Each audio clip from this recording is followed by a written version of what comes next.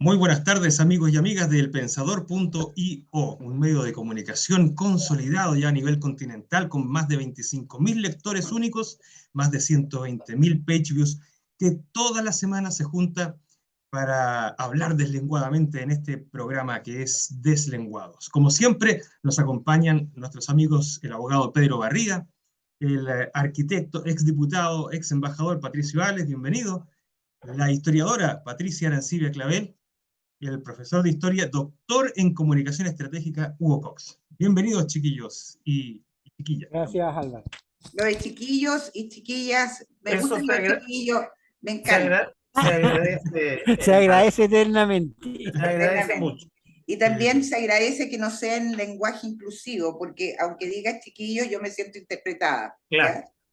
Que es el lenguaje que la Real Academia Española está valorando y aceptando hoy en día. Sí, por supuesto. No iba a decir chiquilles, porque si no eso habría...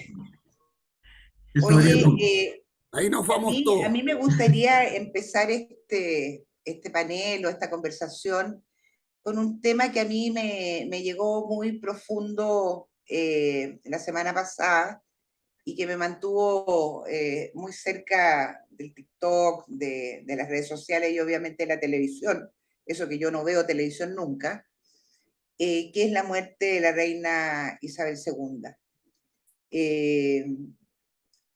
La, admira, la admiración que yo tengo con la reina y que parece que tiene muchos chilenos y el país en general, que le debe mucho a Gran Bretaña, no solo nuestra armada, sino que el país como tal, tiene sus raíces obviamente en muchas cosas, pero se me ocurre señalarles que cuando muchas veces a mí me han preguntado cuáles son los personajes históricos que más te atraen, siempre he señalado que hay dos y que tienen algo en común esos dos.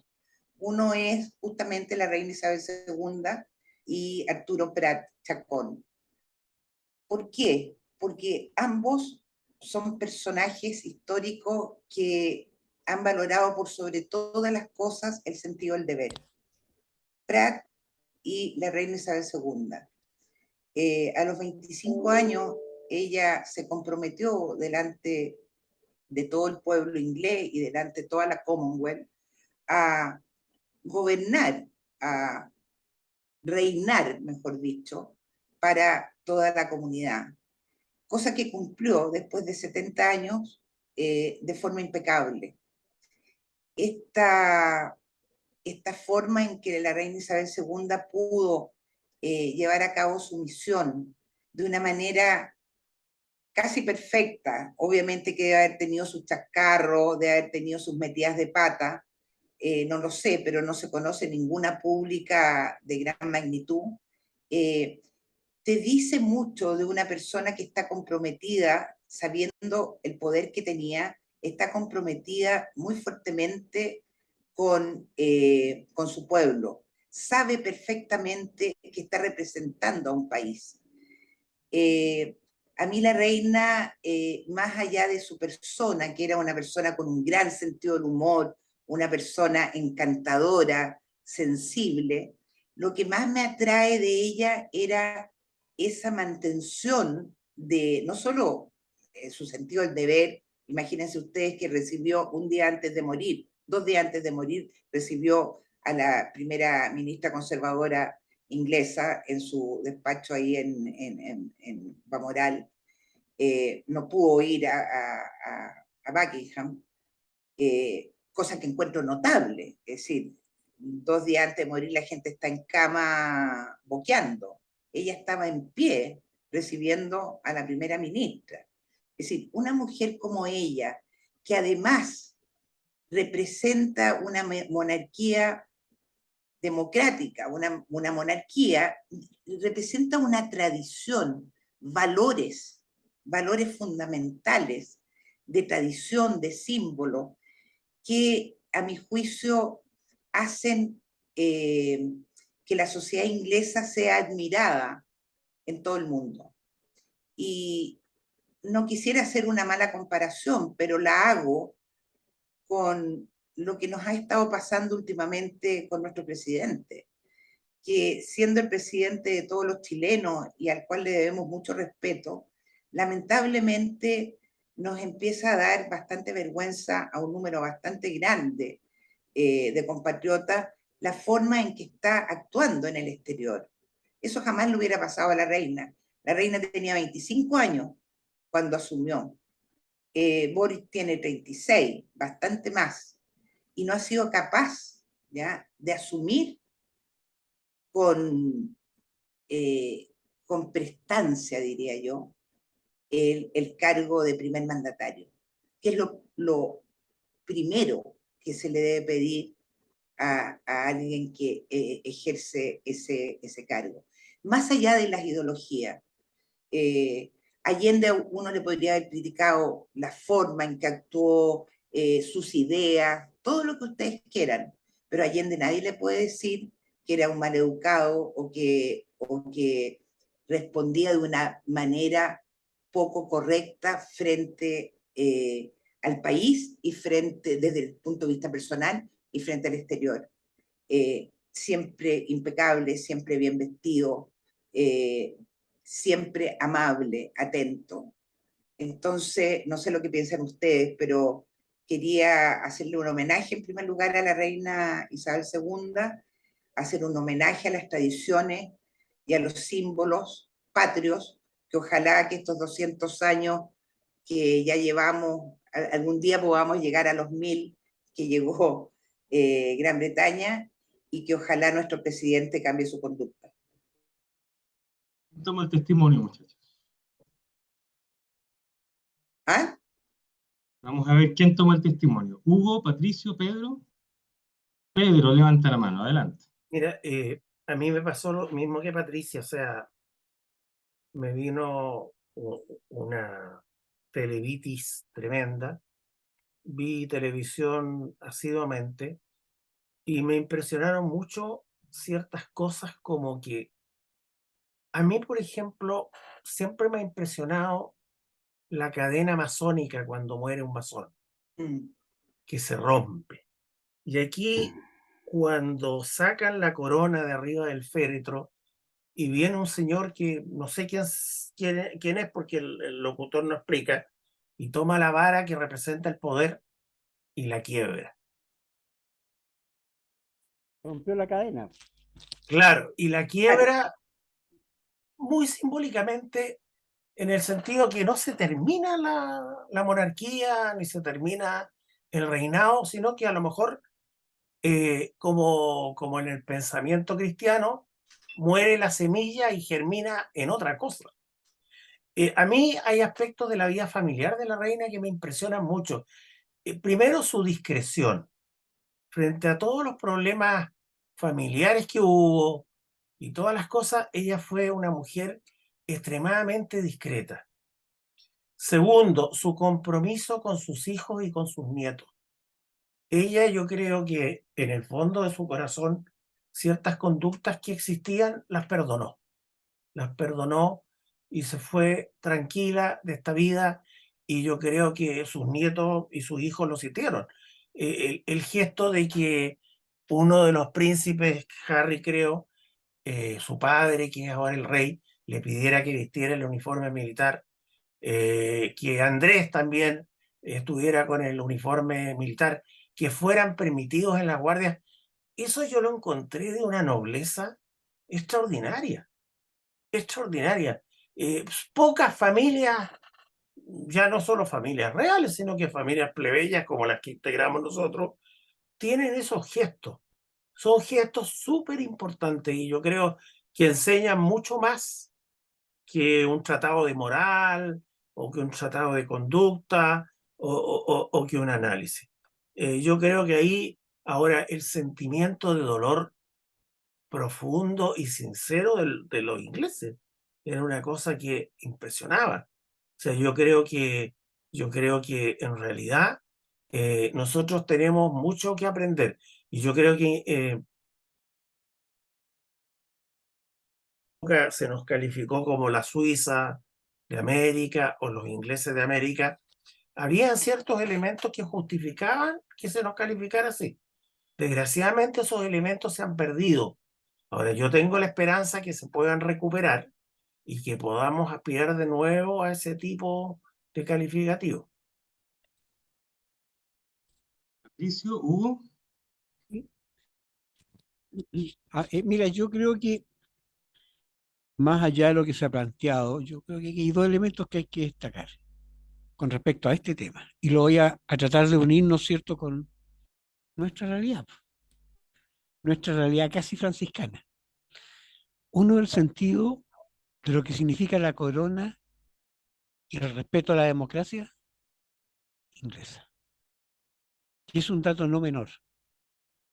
La corona, más allá de permitir la unidad del pueblo inglés, permitió darle sentido a la vida política y social del país. Y la corona siempre fue el elemento político que unió a ese país. Y es un dato muy duro. La corona por sobre los elementos que son propios de la política, los disensos. Pero ahí estaba un elemento que simple, que a nosotros nos falta. El árbitro arbitrador. ¿Quién arbitra estas complejidades? Partiendo desde ahí, yo quiero unirlo con, como decía Patricia, el tema de la figura del presidente. Yo creo que la figura presidencial en Chile hace mucho rato que se viene desgastando. No es tan solo de ahora. Ha habido, en los últimos 5 años, un desgaste profundo del sentido de la institución presidente de la República. Y eso tiene que ver con una sociedad que está sin borde, una sociedad que es muy difusa. Y me he puesto a pensar estos últimos días, a lo mejor ustedes me van a retar, ¿eh? Pero si miramos nuestro pasado reciente, yo siempre sostengo el pasado es el prólogo del presente. Y yo veo elementos que a mí me están preocupando mucho. Si miramos las causas de los conflictos que tuvimos en el gobierno en que yo participé entusiastamente, al igual que Patricio y Pedro, ¿cuál era nuestro conflicto? Primero, una economía que se desbordó. Y eso es un asunto real. Segundo, el choque de estrategias. Mientras unos planteaban avanzar sin transar, otros decíamos, paremos, consolidemos, conversemos, dialoguemos. Esas estrategias nunca pudieron ser unidas. Pero además, con dos tenazas internacionales muy fuertes. Estados Unidos por un lado y Cuba por otro lado. Y ahí estábamos en el medio. Y con un presidente que cuando toma la decisión ya era tarde. Y el país colapsó. Hay muchas justificaciones, hay mucho, todo el mundo se olvidó. Yo creo que ahí hay 3 elementos o 4 elementos que son básicos. Eso lo traigo ahora. Aquí hay un juego de 2 estrategias. Una estrategia en que el programa no se transa, una que dice que el programa se lleva a cabo porque el plebiscito, la votación del plebiscito no fue contra nosotros, y podemos ver una serie de explicaciones al respecto. Y otra que dice, un momentito, hagamos la autocrítica y tenemos que abrirnos. Tenemos que pensar cómo salimos adelante en un tema que es muy grave, que es la crisis económica, que está ahí. O sea, las cifras que me da Estados Unidos con su alza de tasas de interés me indica que la recesión está presente y viene más fuerte, porque el Banco Central al final va a tener que subir la tasa de interés en Chile, porque tiene que defender el peso, porque se provoca una sobrevaloración del... Y eso hace que la economía se empiece a parar. El crédito, ¿no es cierto?, tanto internacional como local, cada día es más caro. Segundo, el tema de la delincuencia, de la seguridad ciudadana, sin contar los problemas del norte y de la macrozona sur. Y el gobierno tiene que tomar decisiones ahora, no tiene muchas semanas, y está metido en lo mismo que a nosotros nos pasó, entre dos estrategias. Y la pregunta que yo me hago, ¿el presidente estará en condiciones de tomar una decisión? ¿El presidente podrá decir yo soy el árbitro arbitrador de todo este conflicto? Si la institución presidencia de la República se ha venido desvalorando, y más ahora que no tenemos referentes morales como los teníamos en ese tiempo. No está la iglesia, no está la masonería, no hay nadie. Por lo tanto, el conflicto es serio. Yo veo muchos nubarrones, puede que tenga una mirada muy pesimista, lo acepto, pero yo creo que si comparo lo que fue los conflictos que tuvo la Unidad Popular con los conflictos que hoy día están emergiendo, creo que hay muchos elementos casi similares. No digo iguales, porque las condiciones son otras, los factores son otros, pero hay reacciones. Eso, Estoy ahí de ya. acuerdo contigo, Hugo. Patricio, adelante. Yo quiero recoger esta vinculación que se ha hecho inteligentemente por parte de nuestros deslenguados en relación a la inevitable comparación de realidad de lo que estamos viviendo en Chile con lo que fue esta lección que nos recordó la muerte de la reina Isabel de Inglaterra. Valiente, valiente como la primera Isabel también, ¿eh? La primera, tremenda, la primera, Cosa seria. oye, se pone armadura y se va a caballo con armadura hasta los bordes costeros para decir de que no sabe cómo, pero van a enfrentar la invencible armada y que no sabe cómo, y la verdad que terminaron los vientos del destino revolviendo el mar y se acabó la invencible armada. Esta Inglaterra que, no sé si es solo esta Inglaterra, pero esto de los 1000 años, ¿eh? Que mencionaban ustedes, y sobre todo la introducción de Patricia. Esto de los 1000 años que no es en vano lo que cuesta el aprendizaje. Tanta lección que deja esta adhesión del pueblo a la idea de la monarquía constitucional. Y yo me pregunto sobre este tremendo cariño expresado no solo hacia la persona de ella, sino también al sistema. Sobre todo cuando se está discutiendo acá sobre la existencia de régimen parlamentario, semiparlamentario y la dignidad del cargo de presidente de la República y el valor del cargo de un sistema presidencial. Y se discute sobre el presidencialismo. Pero lamentablemente también está la comparación de lo que son un gobierno que no para de equivocarse y que justamente en estos mismos días mete la pata cuando va a partir a Naciones Unidas el presidente con una torpeza tan innecesaria como la que le hizo al embajador de Israel. Que no solo no tiene sentido, porque dispone cualquiera que se mueva un poquito en el ámbito de las relaciones internacionales y de la diplomacia, sabe que las relaciones diplomáticas cuentan y nos ofrecen un menú extraordinario de fórmulas bastante más eficaces que el desaire torpe e innecesario que el presidente le hace al embajador de Israel, y que ese menú te ofrece maneras muy adecuadas para poder exigirle a través del embajador al gobierno israelí que respete los derechos de lo que se ha transformado en una causa universal, que es la causa de los derechos humanos, la dignidad y la existencia del Estado palestino. Ahora, no puedo dejar de decir si aquí que ustedes naturalmente deben haber detectado que que se aprovechó esta torpeza del gobierno del presidente Boric para poder levantar nuevamente esta idea del antisemitismo como una fórmula de blanquear todas las acciones del Estado de Israel y del gobierno israelí. Eso es un acto francamente perverso.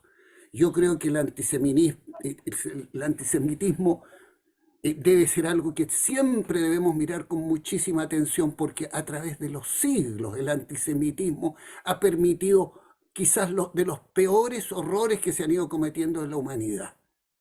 Y el antisemitismo es repudiable permanentemente. Por eso es algo que debe ser mirado siempre con atención y juzgado los actos de antisemitismo de manera certera, serena, firme en torno a los hechos, y no hacer este aprovechamiento que hizo la organización de la comunidad judía, que aquellos que le tenemos cariño y admiración y respeto a los judíos en lo personal, con respeto a su religión, y a los que no son religiosos, a la identidad de los judíos, y que tenemos relaciones personales, familiares, comerciales, políticas, intelectuales, de amistad.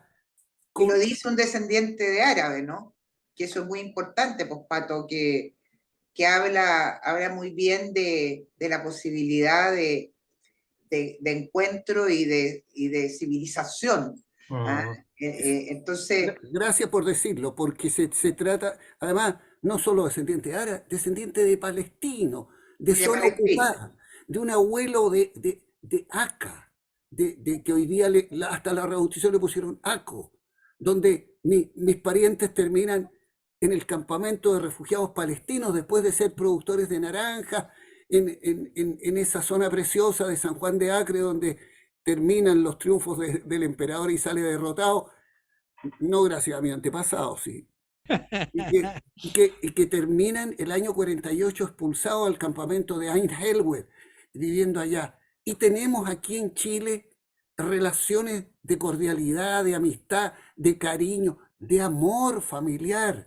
Los que tenemos eso vemos con franco repudio lo que significa este aprovechamiento y este abuso que se hizo de parte de esta organización llamada la Comunidad Judía, que hace este aprovechamiento de transformar la solidaridad con los palestinos en acto de antisemitismo. Porque yo creo que el presidente se equivocó completamente, lo hace muy mal, porque le creo que pueda tener sinceramente una adhesión a la causa palestina, y se la creo, pero busque otra manera más inteligente, más adecuada, más parecida a lo que nos muestra la muerte de la reina Isabel, de cómo se tienen que hacer las cosas, y que las relaciones internacionales le dan prestigio o desprestigio, no solo al cargo presidencial, sino a nuestro gobierno, y después aparece el país. Ahora, de todas maneras, creo que la conducta de la organización Comunidad Judía ha sido una cuestión francamente oportunista, porque aquí hay algo muy grave. Se ha ido instalando la costumbre comunicacional de intentar cancelar las opiniones en contra del gobierno del Estado de Israel. Y discúlpeme, cualquier persona de identidad judía o los mismos miembros de la comunidad judía que fueron a acusar al presidente de antisemitismo o al gobierno de antisemitismo, tienen que tener claro que basta ya de estas campañas comunicacionales permanentes que se están haciendo costumbre para que no se cancele a las personas, para que no se pueda entregar opinión crítica. Oye, si todos los gobiernos son criticables, incluido el gobierno de Israel, todos los estados son criticables, incluido el gobierno de Israel, el Estado de Israel, eso lo debiera haber hecho el presidente, haber recibido al embajador y haberle leído la cartilla de sus valores, de sus opiniones, y haberle dicho cuáles son los elementos del menú diplomático que él va a utilizar. Como lo hace. Claro, pero para que no nos desviemos, yo quiero decir en primer lugar que yo soy una gran admiradora del mundo árabe y del mundo palestino.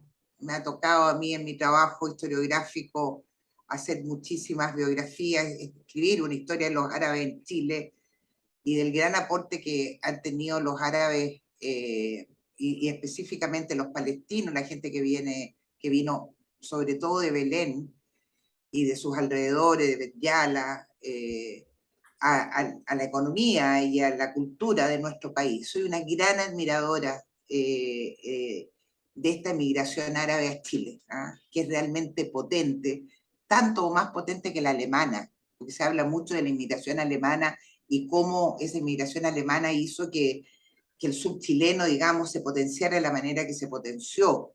Yo diría que nunca se ha puesto en su gran valor el gran aporte que ha hecho el mundo árabe a la historia de Chile. Eso no quita que también, y equilibrando las cosas, yo también tengo un cariño muy especial a los judíos, más que nada por lectura. Cuando tenía 14 años, una de mis lecturas, las que me produjeron más dolor, y era muy niña, fueron los libros de León Uris, ¿ya? Donde en forma muy cruda te explicaban, ¿no es cierto?, lo que fue el Holocausto y lo que fue el gran drama en la Segunda Guerra Mundial. Entonces, más allá del amor y el cariño que yo tengo al mundo árabe, yo también respeto y le tengo un especial afecto, ¿no es cierto?, al mundo judío, que también en su dimensión, que es menor, ha hecho un gran aporte a lo que me importa también, que es el progreso de la historia de Chile.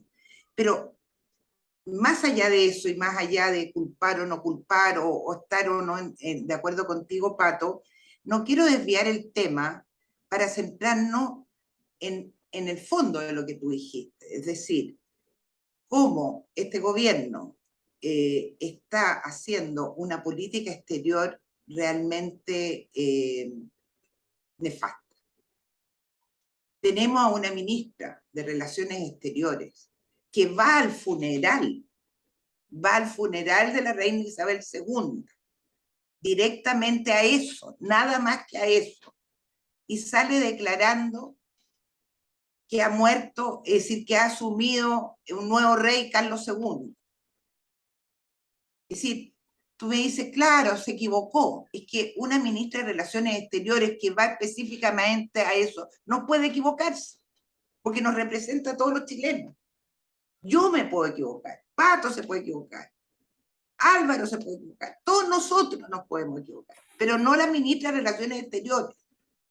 Con todo este tema del tratado, de los tratados comerciales, ¿qué les parece a ustedes la situación que se está viviendo? Ahora un gobierno que se tira para atrás, con esta política de avanzar y retroceder, avanzar y retroceder. ¿Qué seguridad me da a mí este gobierno de que voy a poder caminar por las calles de este país, por las calles de mi ciudad, que voy a poder invertir, que voy a poder trabajar, que voy a poder hacer cosas, si es que no tengo confianza, como decía Hugo, porque se ha ido perdiendo, no solo en Boric, pero sobre todo en Boric, porque si miramos a los otros presidentes de la República, por lo menos nos representaban, más allá de la ideología que tenían, nos representaban con cierta dignidad. Entonces, pero hoy en día el problema que tenemos es que tenemos un gobierno, como han dicho algunos en redes sociales, manejado por un presidente de curso más que por un presidente de la República. Es decir, por un personaje que todavía no asume que está dirigiendo un país. Y eso sí que a mí me preocupa. No quisiera yo ser tan dura ni tan crítica contra el presidente de la República, porque yo respeto la institucionalidad de la presidencia de la República. Pero no tengo otra alternativa, porque todo me lleva, y lo dije la otra vez ante el plebiscito, todo me lleva a pensar que las cosas van de mal en peor. Si Hugo dice que está pesimista, yo te digo, yo estoy pesimista, Hugo, desde el 18 de octubre del 2019, porque esto se venía a venir, valga el Sí. mal uso, digamos, del verbo. ¿Ah?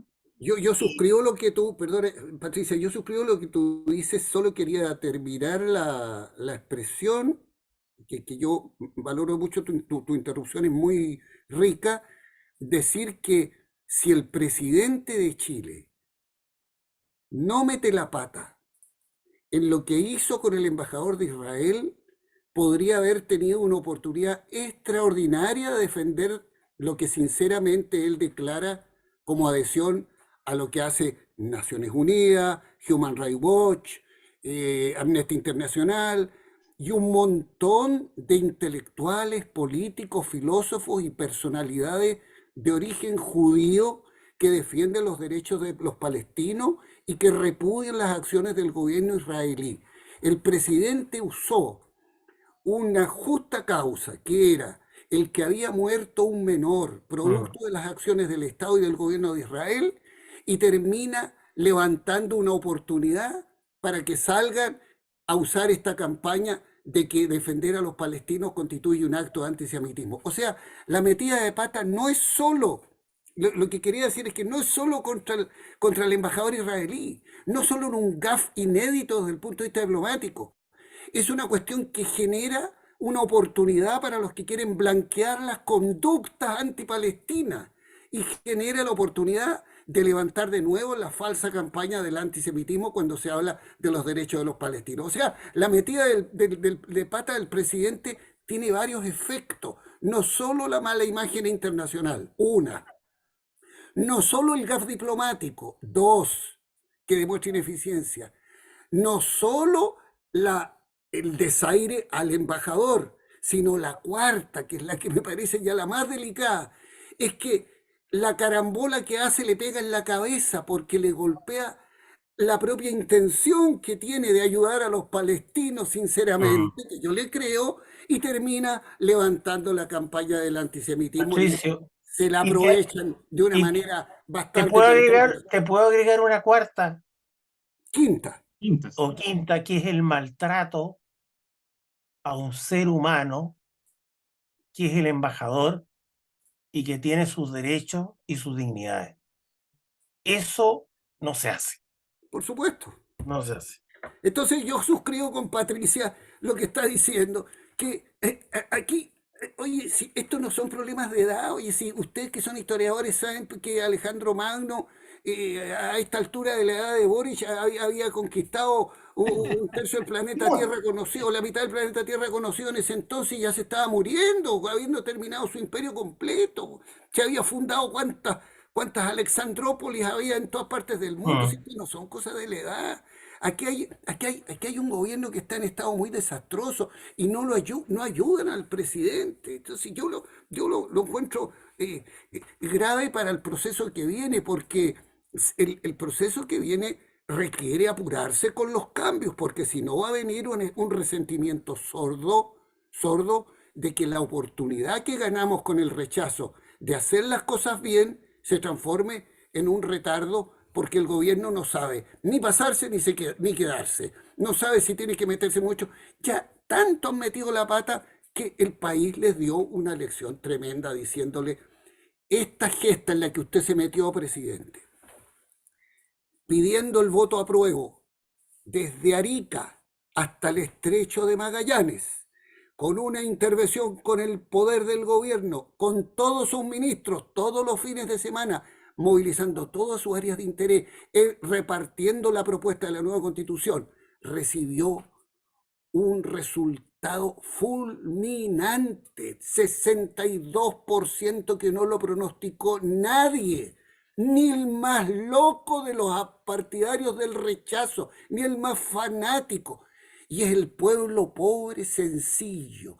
Y nos dicen es que votaron junto a la derecha, por supuesto, pero si no estábamos votando un programa de gobierno de la derecha, no estábamos eligiendo un presidente de la República de la derecha, estábamos simplemente diciendo que no a una propuesta, ni siquiera estábamos votando a favor de la propuesta de la derecha. Aquí, para los que nos dijeron que era tener el voto de las comunas de los ricos, yo quiero decir que nosotros, yo por lo menos, los que estamos, no sé si todos los que estamos aquí, yo voté al lado de los, como decía Neruda, al lado de los más sencillos, de los más pobres, de las 338 comunas. comunas de las 346, en todos esos lugares de pobreza. ¿Cómo no entiende el gobierno entonces está entrabado? Entonces Se lo que dice perdió. el Estado, que están entrabados, ¿cómo van a arreglar este proceso? Ahora no saben si actuar para impulsarlo o si quedarse para permitir que se impulse solo. Y todos los días están con el tira la piedra, esconde la mano y ofertas con elástico para poder trabajar en la nueva constitución. No quiero seguir entusiasmándome más porque podría hablar mucho rato sobre eso, pero Mira, lo que señala Patricia me desencadena esta preocupación de lo que viene aquí. mira, Patricio, yo cuando recién intervine en delante, planteé que aquí el gobierno estaba en una contradicción estratégica, que sobre la mesa habían dos líneas estratégicas y que el gobierno tiene que optar. Mientras el gobierno no opte, esto va a seguir, va a continuar, pero el tiempo se le acaba, el tiempo es poco, son semanas a lo mejor, y que tiene que tomar una decisión, o sea, cuál es el camino que va a recorrer y cómo lo va a recorrer, porque hoy día no hay un plan político, no hay una política que permita, una política diseñada que permita entender hacia dónde el país tiene que caminar. No hay dirección. Y por lo tanto, yo hace mucho tiempo atrás te lo dije, Patricio, te lo dije, Pedro, todavía Patricia no se incorporaba. Les dije, aquí hay un tema de ingobernabilidad. Sí, ¿Ya? hubo 2 o 3 sesiones que repetiste ese concepto. Sí, me acuerdo. Y ese tema de la ingobernabilidad no está pasando la cuenta. Y se acentúa.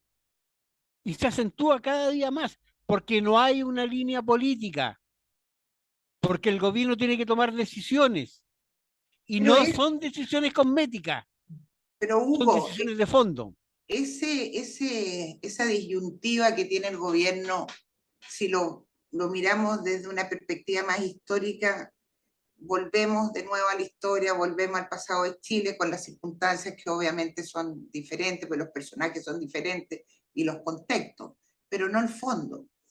Aquí tenemos un actor que es muy importante, que estuvo en el gobierno radical de González Videla y que está en el gobierno del Frente Amplio de Gabriel Boric.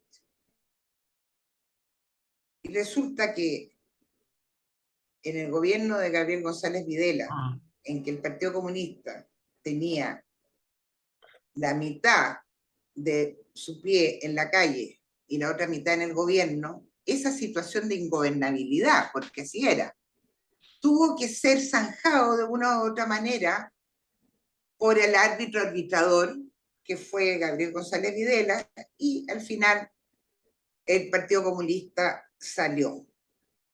Yo no creo que, ojalá me equivoque, quisiera equivocarme, que Boric sea capaz, para que exista la gobernabilidad que tú quieres que exista y que los chilenos queremos que exista, más en paz, con acuerdos y diálogos aceptables entre las fuerzas políticas. No sé si Boric va a ser capaz de hacerle un párale fuerte al Partido Comunista. No, pero Mientras no tome esa decisión y saque no es que saque a la Camila Vallejo, no es el personaje, que saque de su cabeza esa estructura.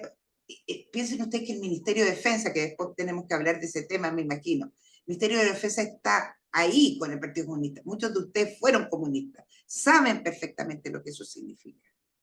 Entonces, mientras Boric esté con ese problema en su cabeza y no tome esa decisión, vamos a seguir en la ingobernabilidad. No, yo no creo eso. Y mi feeling dice que no va a tomar esa decisión, Hugo. Yo no creo eso, Pati. qué bueno, dame los argumentos, porque lo No, mío es no, nomás. no, yo no creo, no tengo una mirada reductiva respecto a los problemas que Boris tiene desde el punto de vista de su alianza política. Primero, tiene dos coaliciones, ya Claro. tiene ese problema.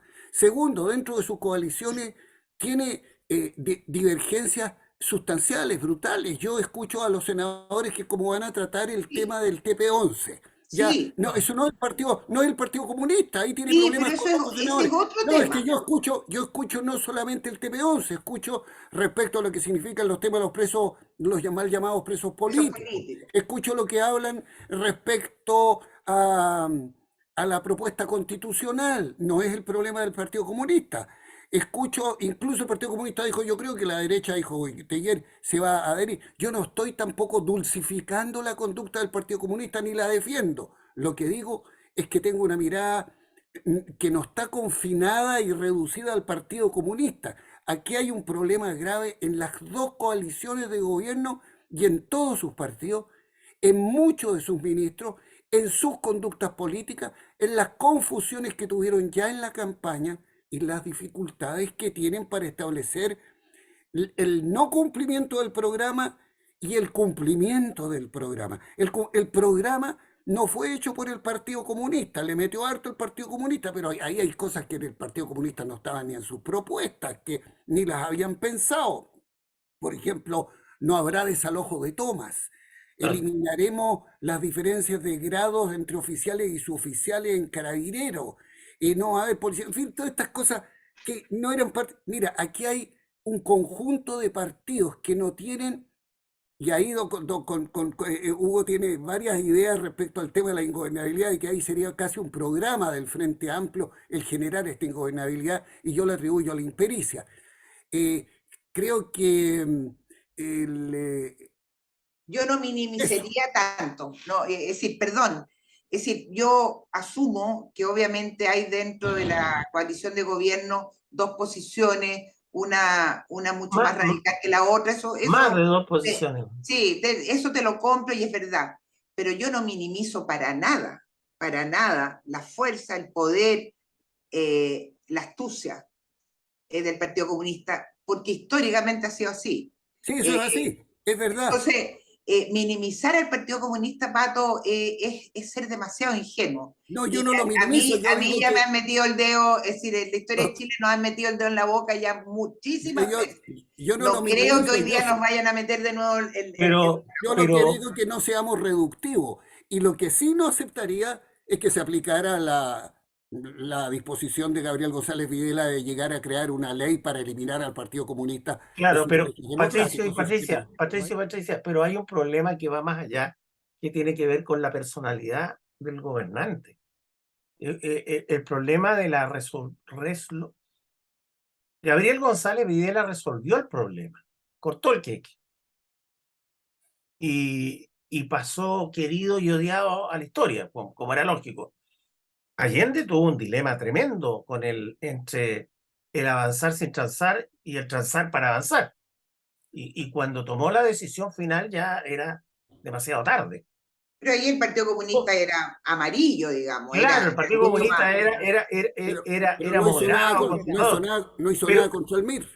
claro. pero yo te estoy colocando la Sí, sí, categoría de los personajes: Gabriel González Videla, Salvador Allende, Boris. sí, Boris, sí, que pasa de ser dirigente estudiantil, diputado, presidente de la República. Eh, eh, eh, es difícil que él se atreva sí. a tomar una decisión que para un sector importante de la sociedad lo haga pasar a la historia como un villano, como un traidor. Entonces, estamos en el peor de los escenarios. El peor de los escenarios. Y si eso significa que todo el gobierno va a hacer esto, no, ese tema lo tiene que resolver el Parlamento. Señor presidente, no, ese tema lo tiene que resolver el Parlamento.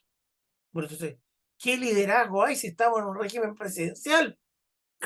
Y todos los problemas los tiene que resolver el Parlamento. ¿Cómo podemos explicar que esto sea un régimen presidencial? Presidencial. Claro, porque esa opción tiene una ventaja, se evitan conflictos internos.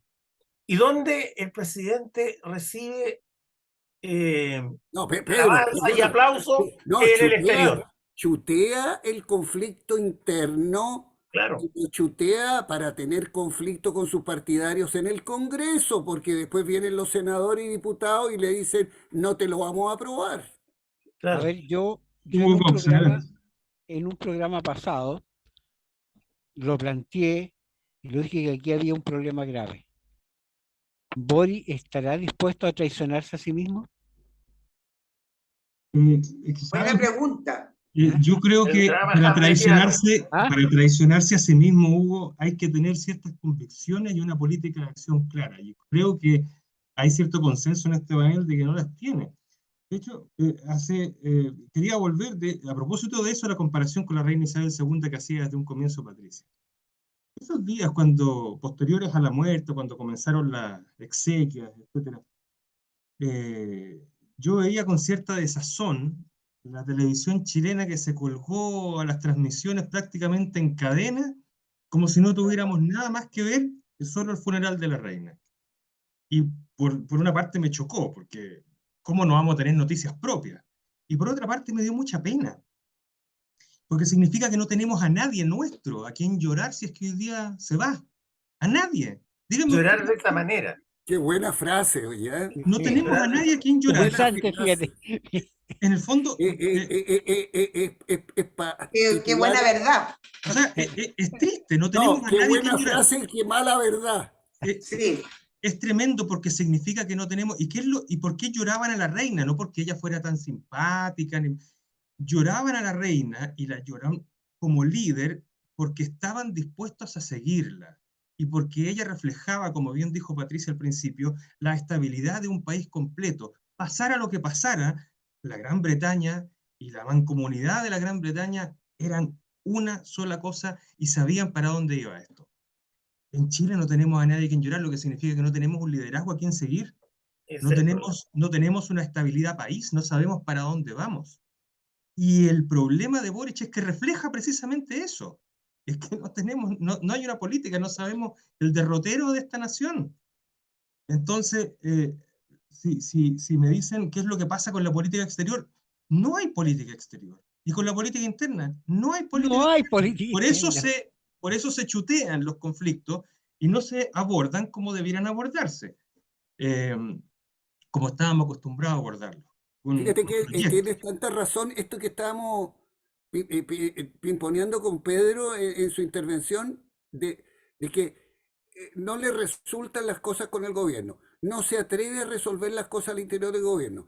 Tienen temor, no solo el presidente, ahí yo me extiendo más allá, no solo el Partido Comunista, tienen problemas al interior del gobierno, con los ministros nombrados, con las políticas nombradas y con las contradicciones del programa y con la forma en la que enfrentan el juicio de la opinión pública de sus votantes y de los demás. Con temor a sus votantes y al resto del país, entonces chutean el conflicto creyendo que el problema es el sillón de Donoto y no la relación matrimonial. Y entonces lo lanzan al Congreso, como creyendo que si se sientan en otro sillón los problemas se pueden resolver. Y resulta que vuelve a aparecer la señora ahí, pues. Y vuelve, estoy haciendo la metáfora, no, nada contra la mujer. Y en el Congreso Creo que vuelve a tengas que aparecer. estar dando explicaciones, ¿ah?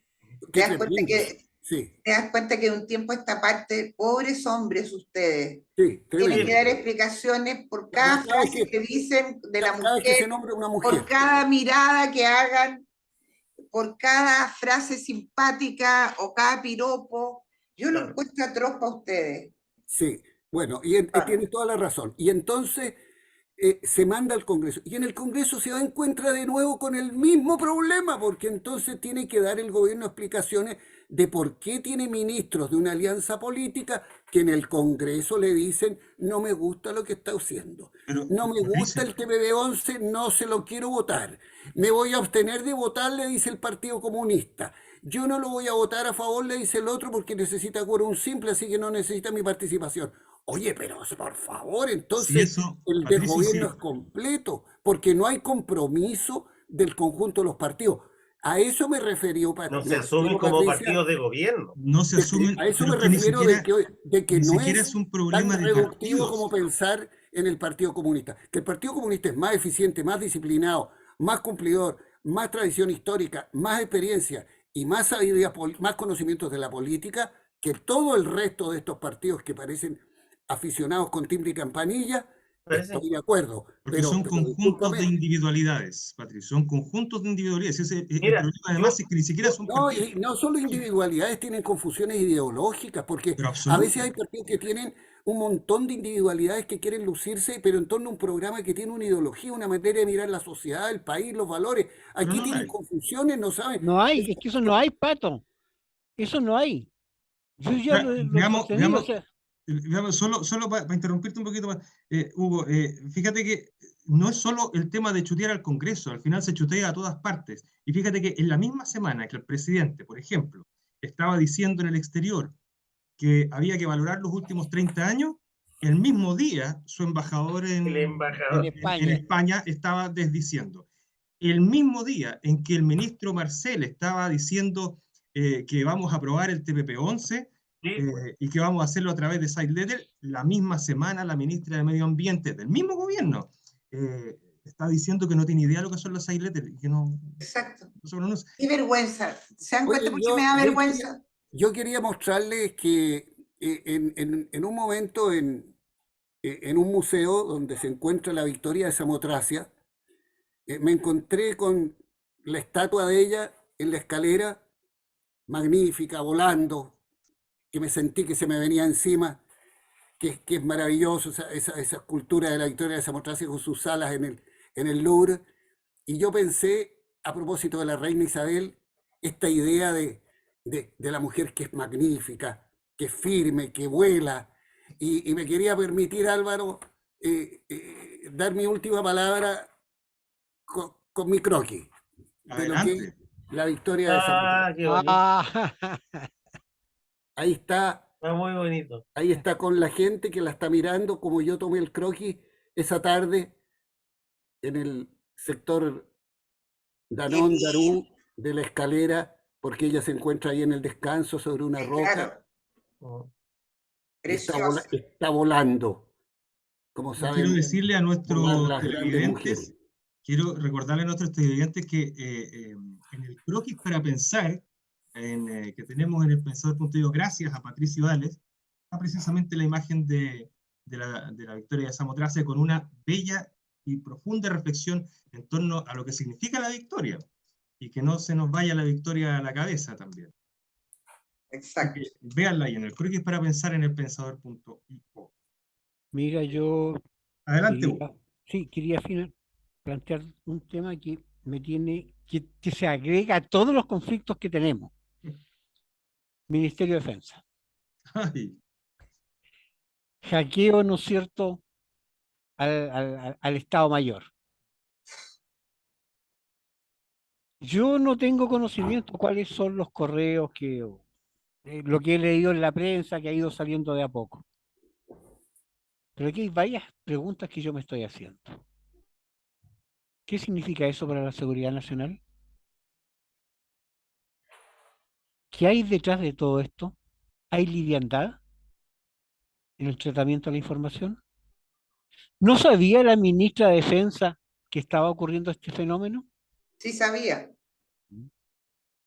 Y así, No te miles de... puedo creer, la sabía. Sí Sí, sí, sabía porque el general Padilla se lo había comentado. se lo comentó y se lo comentó verbalmente porque obviamente un tema de esta magnitud no se lo podía hacer por escrito. Claro. Está claro que no se lo podía decir por escrito. Entonces se lo comentó en mayo de este año. En mayo. Entonces, pero sigue, Hugo, no te quiero interrumpir, pero la verdad es que tú tienes toda la razón. Aquí hay una incompetencia impresionante y la que debiera haber renunciado, Es la justamente, ministra, es la es ministra. la ministra, pero por favor, para variar, ahora le van a empezar a echar la culpa a los militares, el pobre general, Este que general que obviamente tiene que asumir, porque el que dirige el barco, el que tiene que asumir sus responsabilidades. Eso es parte, digamos, de la doctrina militar. Entiendo eso. Pero la verdadera culpable, si es que vamos a ir en el mando, es la ministra de Defensa. Sobre todo si es que sabía. Y sobre todo, si es que, como dicen las redes sociales, a mí no me consta, igual que a Hugo, porque no he leído oficialmente qué es lo que dicen, pero todo hace ver que estaba claro que había conocimiento, por lo que dicen las redes sociales, sale conocimiento de partidos políticos y del propio Boric de lo que pasó en octubre del 2019. Y eso es muy, muy grave. Si tú te metes ahora a Twitter, vas a ver que está en Trending Topic toda esa información. El problema está que no hay una base que la sustente, si no tenemos el mail que señala que fue Boric, que fue tal diputado, que fue tal senador. Pero cuando el río suena es porque piedras trae, y sin duda aquí van a caer cabezas. Y va a ser más grave de lo que uno piensa, porque si no, no se viene la ministra. Se supone que van a formar una comisión investigadora en la Cámara, después de la sesión secreta que van a tener. Esto no es así nomás. Yo quise traer este tema porque creo que es de una máxima gravedad. Si en un país no se puede dar este lujo. Y junto con no poder darse este lujo, desnudo una vez más la improvisación. Eso es. Y cuando hay improvisación, no hay gobierno. En materias tan delicadas como la seguridad nacional. Yo no soy experto en estos temas, o sea, soy un simple hijo de vecino que ve como con alarma cómo, si se le informó en mayo de que venía este problema, se toma con tanta liviandad. Porque es distinto si no hubieran sabido. Es distinto en que esto fue una sorpresa 48 horas antes. Pero no. No fue sorpresa. No fue sorpresa. Se sabía que había este rompimiento, tiene un nombre técnico en lenguaje de seguridad que no lo conozco, que se había roto la cadena de seguridad del alto mando. No, y eso es complicado. El Estado Mayor conjunto. El Estado Mayor conjunto. Esto no es un problema solo con el ejército, esto es un no, problema con la Armada. El Estado Mayor conjunto depende del ministro de Defensa, no depende del comandante en jefe. No. Por lo tanto, la verdadera jefe no es el comandante en jefe del ejército. No, es el ministro de Defensa. Es el ministro de Defensa. En este caso, la ministra de Defensa. Entonces, tenemos problemas en la política exterior. Serios. Pues estamos dando una imagen de no que un gobierno que no se pone de acuerdo en los elementos que tiene que trabajar. Estamos conflictuados con los temas de seguridad, interna y externa.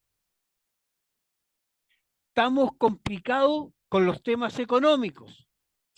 Cuando Marcel anda buscando inversión, claro, por el lado le dicen, oye, no queremos.